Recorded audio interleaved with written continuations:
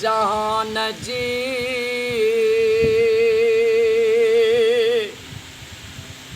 जोड़े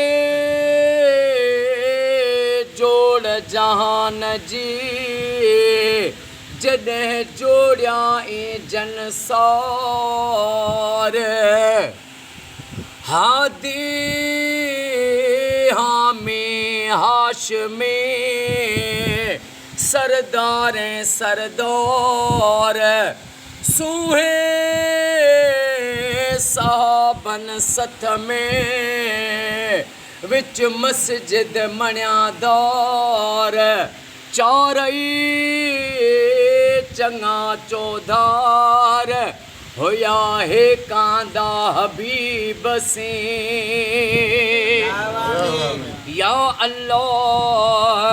या रहमान या रहीम या करीम रब जल जलालो मौला जेका बिते सलवात पढ़ी से घर में बचड़न सलवात पढ़े इन जुमले सजे सलवात जो लख 1.5 लख दुरूद पाक जो सवाब जिक्र जो सवाब कुल शरीफन जो सवाब दुरूदो किरोड़ी दुरूदो खिजरी दुरूदो ताज जो सवाब अजो के खैर जो सवाब जुमले सजे दुरूद पाक सलवात जो सवाब बोर गैर सालत में ताजदार मदीना सल्लल्लाहु अलैहि वसल्लम जी पाक ज़ात वो बरकात खे हदियतन तोहफ़तन पेश कयो से महबूब जे नूरी हथारों अम्मा बतूल सैयदा तैयबा ताहिरा फातिमत ज़हरा सलामुल्लाह अलैहा के पेश कयो से ऐं महबूब जे नूरी हथारों हज़रत फारूक आज़म उमर फारूक सरदार के पेश कयो से महबूब जे सभिनी सच्चन असाबन सगोरन के पेश कयो से करबला जे 72 शहीदन के पेश कयो से मुझे इमाम सज्जाद मौला ऐं अम्मा ज़ैनब सलामुल्लाह अलैहा के पेश कयो से ॾाढो आदम खोटी महमदी अलैहिस्सलाम ताईं कुल मोमिनीन वल मोमिनात खे पेश कयो से फ़कीर साईं वारन अरबाब साईं वारन जा जेके भी माइट वॾड़ा क़रीब हे फ़ानी दुनिया छॾे विया उन्हनि जे रूहनि खे मुंहिंजे अबे अमा खे जो सवाब पेश कयो से ओ मौला सभिनी खे प्यारे आका जो पाड़ो नसीब फरमा ओ मौला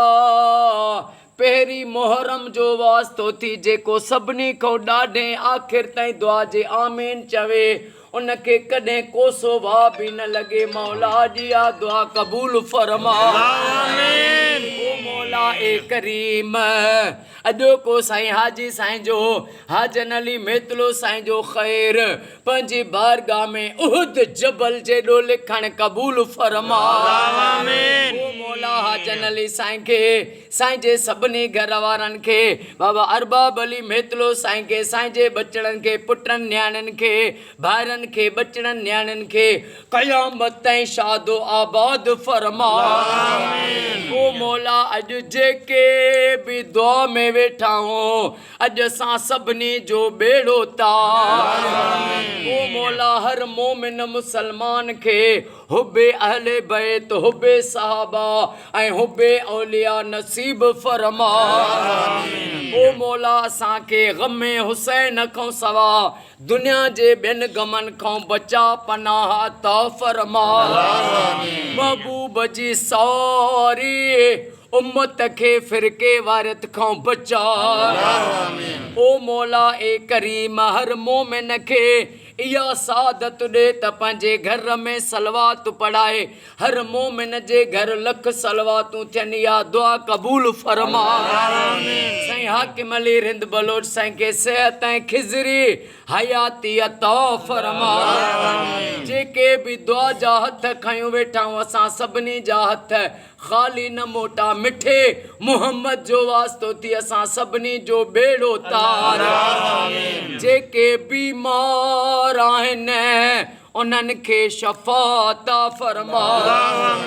बे औलादन के औलाद अता फरमा बेरोज़गारन के रोज़ी अता फरमा बीमारन के शफ़ा अता फरमा कर्ज़दारन जा कर्ज़ दूर फरमा।